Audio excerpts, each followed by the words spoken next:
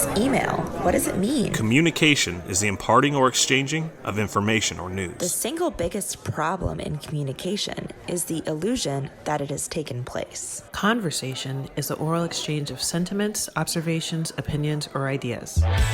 Forbes Books Radio presents The Conversation with Clinton M. Padgett. Today's guest has spent his career helping leaders answer a question that almost everyone in business has to deal with at some point. How do you lead when you're not fully in charge? Scott Mautz is a former senior executive at Procter Gamble, where he successfully ran several, not just one, but several of the company's largest multi-billion-dollar businesses. That's billion with a B, folks. He's an award-winning and best-selling author, a faculty member at the Indiana University's Kelley School of Business for Exec Ed, and a popular LinkedIn learning instructor whose courses have been taken more than 1.5 million times. He's also the founder of Profound Performance, where he helps organizations ignite sustained peak performance, deeper employee engagement, motivation, and inspiration. Scott is the author of several books, including Make It Matter, Find the Fire, The Mentally Strong Leader, and the book we'll be discussing today, Leading from the Middle, a playbook for managers to influence up, down, and across the organization. Very few people have complete authority. Most of us are leading with a boss above us, peers beside us, and teams counting on us. That means leadership is less about title and more about influence, conversation, collaboration, and the ability to get things done through others. That's exactly what we're going to be exploring today. Scott, welcome to the conversation. Yeah, great to be here, Clint. That guy sounds pretty interesting. I can't wait to meet him. That you described up front. So, I'm happy to be here. The show is aptly named The Conversation because you're very good at making it just that. So I'm happy to be here, Clint. Thank you so much. So I know you said you listened to some of the episodes, and you know that I start all these off with a question. I think everybody who comes on this show is a superhero, certainly of mine, and all superheroes have an origin story. So give me yours. Yeah, mine's pretty straightforward. So, I grew up in corporate America, probably like a lot of your listeners did. I spent, 25 years at Procter Gamble, kind of moving my way through the organization as I went. And I would say, Clint, probably, about year 20, I started looking around and noticing that what I was really most passionate about wasn't just leading, businesses. It was leading the organization. And I it kind of dawned on me at that point in time that the best version of me came out when I was teaching, when I was researching, when I was writing, when I was talking about leadership, as we'll get into, when I was studying how people around me, how the middle managers can thrive in difficult situations. And so, while I loved my time in corporate, I soon realized that, what I really wanted to do was to get out and influence others with the spoken and the written word, to have a bigger, more profound difference. That's the name of my company, Profound Performance. And once I made that decision, it was pretty straightforward. People often ask me as part of my origin story, well, Scott, what made you decide to leave the healthy confines and then, the comfortableness of corporate to go out on your own and do this? And, I have like a one question that I asked myself as part of my origin story. I remember very clearly, Clint, looking back and asking myself, okay, the old, should I stay or should I go now? If you step back and look at it, how can I make more of an impact in the amount of time that I have left on this planet? Can I make more of an impact influencing, the people that work for me in the organization I was leading at the time in corporate? Or could I, by taking a chance, betting on myself and reaching out to a global platform to try to spread what I have learned and all the research that I engage in to a broader audience? And once I put it that way, and I set aside all the other things and all the other noise, it became very clear what I want to do. So that's the essence of my origin story. Well, it sounds like you've been successful because if I remember, it's like over 1.5 million people have taken your course on LinkedIn. So you've impacted at least that many people. Yeah, we're at 3 million now and counting. Wow! So it's growing fast, and it's only because I don't credit the author of the courses on LinkedIn Learning. I credit the nature of the courses themselves, the subject matter that I teach in, which is leadership and self-leadership. Just how hungry people are for more help, especially in a controlled self-learning environment. Probably why your podcast is so popular, Clint, right? People need little nuggets of practically usable insight and wisdom because jobs today are hard enough in the ever-changing environment we all work in. So, yeah, no doubt. It's a lot of change going on. So we got to get on top of that. Now, you open the book with I'm a big scuba diver, so this jumped out and it appealed to me right away. You open the book with the image of a yellow fish in the middle of an aquarium. And I love being in those aquariums called, on the coral reef, but he says you're surrounded, watched, and under pressure from all sides. So what did that image capture for you? Yeah, I was at a dinner one night, a corporate dinner, and behind you is a real fancy restaurant. For those of you that worked in corporate life, maybe you've been at these dinners where you're sitting with counterparts at an expensive dinner that you're very happy you're not paying for. That the company's covered. And there was this big aquarium, one of those big wall aquariums. It was a nice fish restaurant, and I remember seeing this one particular fish swimming around in the middle, and I remember thinking, that's how I felt at the time. As a middle manager, I had pressure all around me. I felt like I was swimming in a fishbowl where everybody could watch my move from every angle, judging everything I did. There wasn't really a lot of room for error. I felt kind of surrounded, but alone at the same time, like that one fish I saw swimming in the aquarium. And it seemed like the perfect metaphor for me at the time that, here's this fish trying to get by, trying to go its own way with its own agenda in the middle of this massive aquarium, surrounded but alone. And that's how I felt. And I remember that being kind of a turning point for me, where I had already been starting to study the plight of the middle manager. And it was at that point that I knew I was going to write a book about it, because I already had about 10 years of research behind me and 15 years of experience behind me. And I decided at that point that, that little fish is going to turn into the book that you held up here today, Leading from the Middle. So, and it did. But the color should have been yellow to match the fish. I don't know. Yeah, you're right. I blew that one. I blew that one. That's exactly right. So one study found that replacing a poor middle manager with a good one boosted productivity by 12%, which was even more than if you added another team member. That's a pretty right. compelling case that the importance of middle management, despite the bad rep they have. Yeah, that's exactly right. And, other research shows, I talk about in the booklet, that, in the average organization, 25% of the variation in revenue can be associated to a middle manager, which is 3 times that of a person whose only role in the job is to innovate. And another study, a 5-year study, showed that replacing just a poor middle manager with just an average middle manager would reduce dramatically the amount of turnover that you could see in a company. And I have all kinds of statistics like this that show that the value of the middle manager cannot be underestimated. It just simply cannot be underestimated.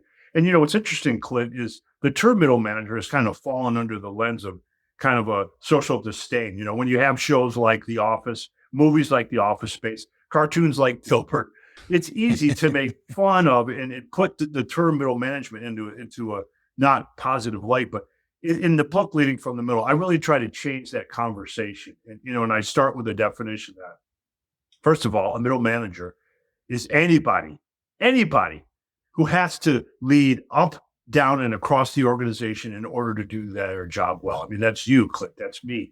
That's your listeners. Yes, that's even CEOs, because guess what, Clint?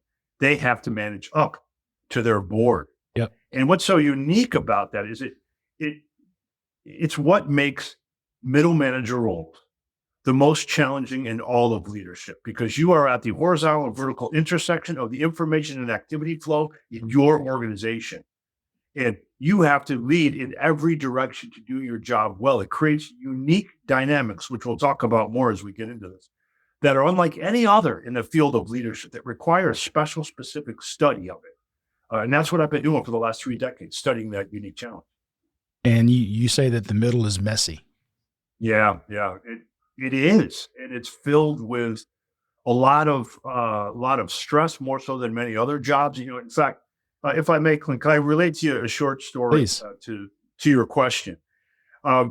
Given the nature of what I do for a living, I am a researcher at heart, and I'm always researching what I do. I have enough things that I could write, publish original kind of scholarly articles where I've published over 1,000 written articles, and so I'm always researching. And the nature of my work brought me in contact with some research from the universities of Manchester and Liverpool, where researchers were studying the behavior of monkeys, packs of monkeys, to kind of understand, what's their social hierarchy, what's their structure, if you will. And to be able to understand, they studied over 600 different monkeys, and they would study their behaviors. They would, record when they would engage in a nurturing behavior like grooming or hugging, and in aggressive behaviors like chasing or slapping, and even in kind of, sweet and subtle behaviors or submissive behaviors when they would retreat in fear from one another. And they would map this all out to try to understand what the hierarchy of the monkey, kind of world was. And then they took kind of bodily samples of all the monkeys to determine and measure their stress hormones. And what they discovered was that the monkeys that were the most stressed physically and emotionally were the monkeys that in the hierarchy in the monkey world were the ones right in the center, not the ones at the top that had to run the monkey pack, not the young uns who are still trying to find their way in the pack and that were treated quite aggressively by the parents, but the monkeys in the middle of the organization. And what's so interesting about that is, meanwhile, the monkey's dimmer cousin, the human being, the same is true. A study of over 300,000 middle managers showed that the bottom 5% in an organization, the bottom 5% in terms of engagedness, if you will, or engagement and happiness, is not people that have poor performance reviews. It's not people that are new to the company and they don't know what they're doing in their role. It's actually, the bottom 5% is actually people that have good performance ratings. They just happen to be in middle management positions. It is messy in the middle. It is stressful. It is emotional. And there's a lot of unique things that create the unique situation, that makes it so messy. If you want, I can go more into that about specifically why it's so messy. Sure, please. You want me to go there next? Yeah, please. Yeah. So in the book, I've interviewed, at the time I wrote the book, Clint, I had interviewed over 3,000 middle managers, and now it's more than triple that as I've continued my research going forward. And to try to find out, why is the middle so messy, as you asked? Why is that? And I found that it really has to do with the scope of their job. And I use the scope as an acronym in the book as well, SCOPE, because it stands for the unique challenges of the middle manager. First, I'll name what scope stands for, and I'll talk about each very briefly. Scope means, the S is self-identity problems. Middle manager jobs are so hard because of self-identity. We wear so many hats all the time, switching back and forth. What's really our job? It's very, very stressful. And I'll come back to that one. Conflict, right? There's tons of conflict in the middle. You have to battle with conflicting agendas, conflicting personalities, conflicting budgets. People, your boss cajoles you, your employees won't do what you say, your peers don't want to collaborate. The O stands for omnipotence. People in the middle are expected to know everything, while the bosses get a pass because they're too high up, and the new people get a pass because they're too new. The people in the middle are expected to be omnipotent. Then the P and the E in scope are the physical problems that happen, and the emotional stress that can happen, because being in the middle can feel isolated. You can feel like you're not really part of anyone's circle. So I want to go back to the self-identity thing for just a second, Clint. I think it's important because the biggest reason that, middle management is so what I'll call, messy is because of micro transitions that happen in the middle manager role. Middle managers wear 1,000 different hats. You have to be a translator. You have to be a strategist. You have to be an executioner. You have to be a listener. You have to have compassion. You have to hold accountability. And you switch between these hats all day long. And neuroscience has showed that these micro transitions that happen, they happen razor fast. But the problem is, in one moment, you could be feeling high autonomy with the hat that you're wearing. You can feel in control of everything. And then just like that, you switch hats into a role where you feel a lack of responsibility. You feel you have no authority. You feel you're not supported. And it's all exacerbated if you're in a role that's poorly defined with unclear expectations. And if you're uncertain about your decision space, and it adds up to confusion, and frustration, and exhaustion. And what I talk about in the book, as I go through scope and I talk about what makes the middle so messy, is I really like to talk about, it's first of all, understanding why it's such a unique problem to lead from the middle. And I give a lot of different solutions for how to overcome it. And I'll give you just a few examples and take a breath so you can ask your next question. But I get very passionate about this. I love it. Please go ahead. Yeah. One of the things we talk about is some of the best middle managers, they understand scope, self-identity, conflict, omnipotence is expected of you. There's physical stress. There's emotional stress. One of the big things that helps you through that is to reframe how you think of the middle manager position in general. So we heard some brilliant reframes of some of the most well thought of middle managers. In other words, their bosses said, that is a middle manager on the rise. Keep an eye on them. And we interviewed them and found some really interesting ways that they reframed the entire way they looked at their job. So, for example, we heard one middle manager that said, I don't look at the 100 different jobs I have to do as segregated. They're all integrated into one job that I'm uniquely suited to do really well. And I value that variety. We heard another reframe that said, I look at my job as a middle manager. My job is to think like an engineer, but to feel like an artist. And we thought that was not only poetic, but very accurate, because the best middle managers think of themselves as they have to be process oriented. You're obviously an expert in the area in this, a lot of the kind of the getting things to happen in project management, Clint. So you're very familiar with this mindset of you have to have an engineer mindset to plan, produce, drive, hold people accountable, get things through mechanically, but you also have to be able to feel like an artist, to step back and have empathy for all of those around you, to help people through their emotion. We heard a reframing from a middle manager that talked about they look at themselves as the long and short-term flame on the business. Their job is to work on the business and in the business, not just to get caught up in the systems, but to stick their head up above the processes and systems once in a while and work on the business to make it better. One more reframe. We heard one I really love that. One middle manager said, look, I don't feel like I'm stuck in the middle. I have a chance to lead in every direction. I have a chance to be both a lighthouse and a beacon. I could be a lighthouse to everyone around me, signaling danger, keeping people off of the rocks, and I could be a beacon. I can draw people to possibility, to the goals in the organization, to all the things we're trying to accomplish. A long answer to messy middle. What it boils down to, there's a lot of unique problems, but there's unique solutions that I offer too in the book Leading from the Middle. Absolutely. And I think it's important because the world that I live in with project teams, if you're the project manager, you are that middle manager because you're managing the team who don't report to you, right? It's a matrix organization. You don't have no control over them. And then you're trying to report up to the customer to make sure they're still happy. And you're that buffer in between. And I call it people in process. You have to have the people skills, which you just described as we're kind of stepping back, having the empathy and kind of being the artist. But you have to have the process skills to get stuff done. That's right. That's exactly right. I thought your Lego example was so good. My son loves Lego, so they're always on top of my mind. But you have the Lego directives for middle managers, and it was just, let me read a couple of them. So lead, but stay in the background. Build close relationships, but keep distance. Be visionary, but keep your feet on the ground. So why is the middle so full of contradictions? I mean, that's almost impossible to do those things. Yeah. And you're talking, Clint, about a letter, an internal letter that a Lego employee shared with me from a long time ago, where the employees were asked to here's your list of directives. And so many of them are so contradictory because you have so many constituents. When you're a middle manager, remember when I was talking about the micro transitions? Yeah. The hats that we switch that makes it so exhausting.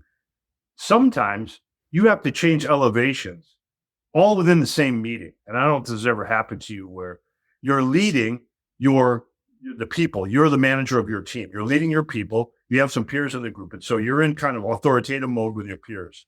The people that report to you. You're in collaborative mode with your peers. And then maybe your boss drops in on the meeting and you have to all of a sudden switch gears to be more in deferential mode. And these elevation changes can happen sometimes, not only throughout the day, but sometimes within a meeting where you have to kind of think differently about how you want to act with a boss, with a peer, with people that report to you.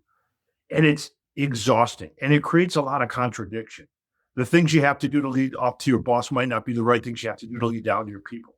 When you're in the center, there's so much conflict in the middle. There's always conflicting agendas, conflicting personalities, conflicting budgets, conflicting roles, conflicting agendas. And it's a hotbed for conflict and for contradiction. And the best middle managers know that and take pride in it and know that it takes a special person to be able to manage through that kind of conflict and to look at that job as integrated into one job, not segmented into 100 different jobs. Another study you mentioned in the book showed that 80% of strategic projects initiated by top management failed, while 80% of those initiated by middle management succeeded. So clearly people in the middle can make a difference. Why are we able to have such an outsized impact on execution? Yeah, think about that for a second. I think that's worth repeating, Clint. I just want your listener to kind of take that in. 80% of initiatives initiated by upper management failed. 80% initiated by the people below that were successful. And it's the same reason why I included an entire chapter in the book, A Leading from the Middle, on leading change. And I have another kind of path of expertise. You're a project management expert. I'm a leadership and self-leadership expert, and I'm also a change management expert. And, in our studies, we've seen over and over again in our research that the middle manager is at the best position in an organization to lead change. Because first of all, they're closest to the goals of the organization in terms of having to interpret them when they get passed down from upper management. They understand what the organization needs. They're the ones that have to interpret things from above. But they're also still close enough to the front lines of the everyday to be close enough to the customers and the consumers to know what are the ground up strategies that are required and how do we marry all those together.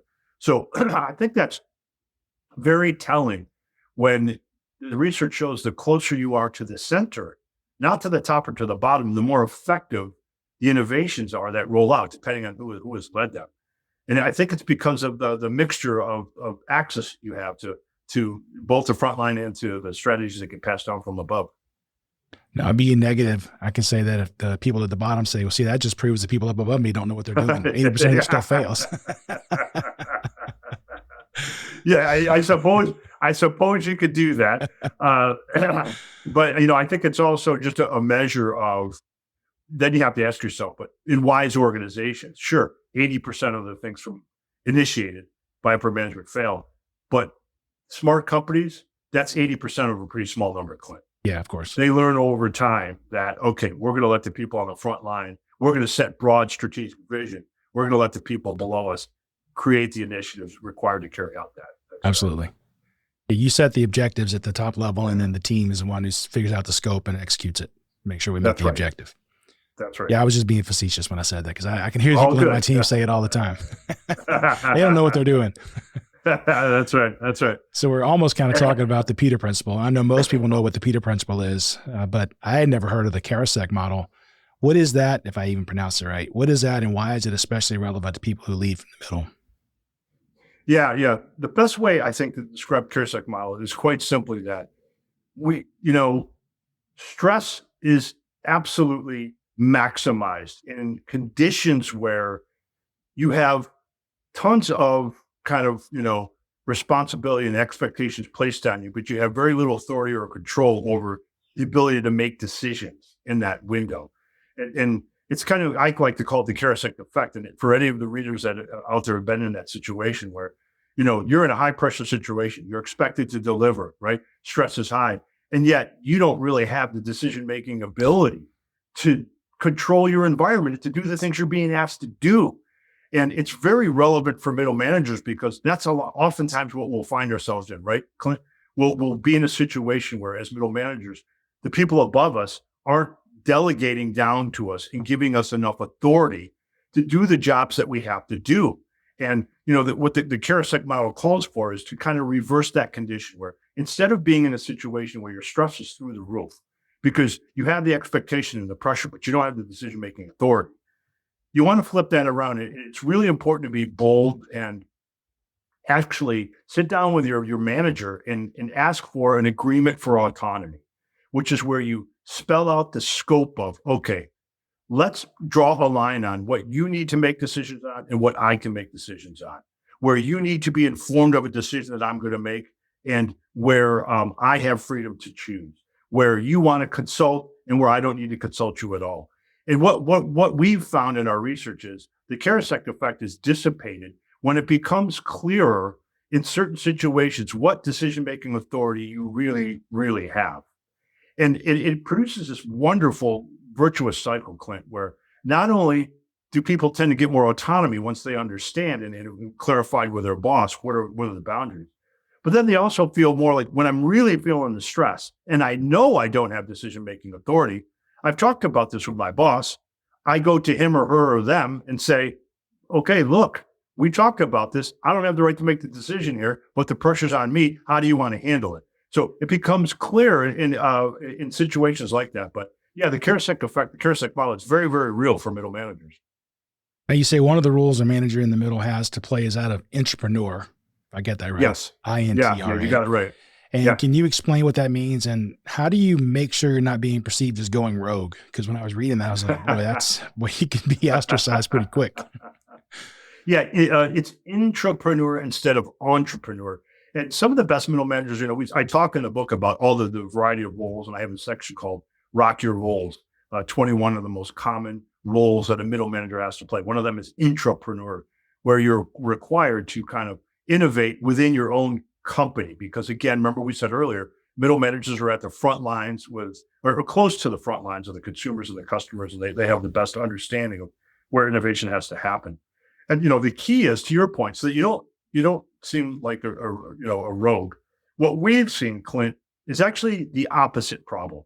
If a middle manager is out there trying to innovate, but communicates and follows the rules and the policies, and they get clear on the rules of risk taking with their boss, what constitutes a good risk, what constitutes a bad risk, that's usually not the problem. Believe it or not, Clint, it's the other side that's the problem, where middle managers want to be entrepreneurs, but what they're pushing for is too close to the status quo. They're not pushing the envelope enough. They're going for solutions that are 2 and 3 degrees removed from situations and solutions that are already in place. So, I give kind of advice for every role that the manager has to play, that a middle manager has to play in the book, Leading from the Middle. And, the advice I give on the entrepreneur side is not be careful. You don't want to be seen as rogue. It's actually the opposite. Make sure that you're aggressive enough that what you're pushing isn't so close to what's already exists today as a solution. As long as you're doing it within the scope and you understand what the rules of risk-taking are in your organization. So you're looking for more of a step change and just a one-off. Yes. I think the best middle managers tend to do that. Now, not that there's not a time, Clint, for incrementalism. I'm not saying that at all, but intrapreneur is not a term that normally is associated with incrementalism. It's more innovation than incrementalism. Another term you use is others-oriented leadership. Yeah. So can you explain what that is and how that might be different than servant leadership? Yeah. I talk about the best model for leadership for middle managers is what I call others-oriented. And it's exactly what it sounds like. It means that you take the focus off yourself. Because remember, you're in the middle, leading in 360 degrees. The more that you could be oriented about, this job is no longer about me. It's about helping and moving things forward for all those around me. It is now about the ecosystem. It's not about the ego system. That's the heart of others-oriented leadership, and understanding that it's really no longer about you. It's about making everything around you work. Now, there's an important distinction I make, though, because some people would say, well, Scott, that's called servant leadership. But it's others-oriented leadership is in the same tree as servant leadership, but it's a different branch.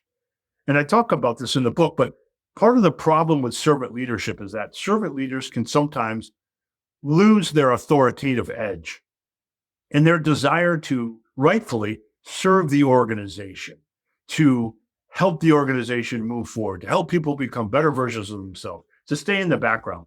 They forget at times that, okay, but your job is to serve and to lead. There are times when your management team wants to see you at the forefront. They don't want to see you at the background propping your people up. There are times when your bosses want to know that you know. They want to know that you have the answer. They want to know that you're in the front leading. And sometimes with servant leaders, they can lose their authoritativeness in a very understandable desire to put the organization first. And the best others-oriented leaders know when it's time to step up and lead from the front and when it's time to lead from behind and put their people on a pedestal. The best or others-oriented leaders, Clint, they know that sometimes they have to make decisions that might not feel like it's in the best service of the people, but it's needed to deliver the organization's goals. And others-oriented leaders get that right. They know what they have to give, what they have to give up, what to give it, even with that job. And I talk about that a lot in the book, Leading from the Middle. Yeah, you have your compass. If I remember your compass with the 4 quadrants. So yeah. That's right. Yeah. Now, you believe affirmation is one of the most powerful forces on earth. Why and how should leaders use it? Yeah, I think, let's put it this way, Clint. Have you ever been in a role working for a manager who you struggled to get affirmation? You wanted to know, hey, does he or she or they know what I'm doing, how I'm spending my time? Do they understand my value? If you've ever been in a role where you didn't feel affirmed, where you didn't feel addressed, where you didn't feel recognized, it's devastating. And let me ask you first, have you ever experienced that before? Oh, of course. I think everybody who's been part of an organization has. And describe for me how that felt for you. And then I'll finish out answering your question. It feels like what I'm doing isn't valued, isn't seen as adding value to the organization, and you feel like you're not respected. And that's really what it boils down to right there, isn't it, Clint? If one of your jobs to be in the middle is to be kind of an epicenter of encouragement for the entire organization. An epicenter because you're at the middle. And you have the job, you have the ability to affirm and to help validate and help other people understand the value they bring to the organization. And you can do that more than anyone else because remember, you're in the center of it all. You have the chip. Yes, that includes even affirming the boss's value and the contributions they're making, your peers, people below you. So the role of affirmation is essential for the middle manager. I love it. Affirmations are good. Although every time I think about affirmations, I think of the guy from Saturday Night Live in front of the mirror. Jack Handy. Yeah. Deep Thoughts by Jack Handy. That's right. That's right. Gosh darn it, I am somebody, or whatever he says. Yeah. People like me. Yeah, exactly. Yeah, that's the one. That includes part 1 of my conversation with Scott Mautz, former Procter Gamble senior executive, faculty member at Indiana University, and best-selling author of multiple books, including Leading from the Middle. Coming up in part 2, Scott gives advice to leaders and managers who are chasing approval. It's a trap, you can fall into that trap because here you are, okay, I'm in the middle. I got to lead in all directions. I got to lead up, down, and across. And, I can't have anybody not liking me. I can't do that. And, Bob Sutton is a professor at Stanford, often talks about, no, your job is to have 90% of people like you. And if you don't have 10% people not liking you, you're not doing your job. I often like to say, politicians never get 100% of the vote, not even close, and nor will you. You leave the politics for the politicians. You just focus on being a good human being whose values are clear. You consistently act with those values. And, sometimes, look, man, the universe has a lot of different chemical compositions. Sometimes you're going to get oil and water mixed. Not everybody's going to like you all the time. The pursuit of that is exhausting. It's a never ending, empty chase to always get approval and to be liked by everyone. And I often tell people, Clint, people will say, hey, what's the single best piece of advice you can give to a young manager? I often say it's, hey, look, chase authenticity. Stop chasing approval. It's an empty victory at best when you get it, and it's elusive and soul-crushing at worst. Thanks for listening to The Conversation.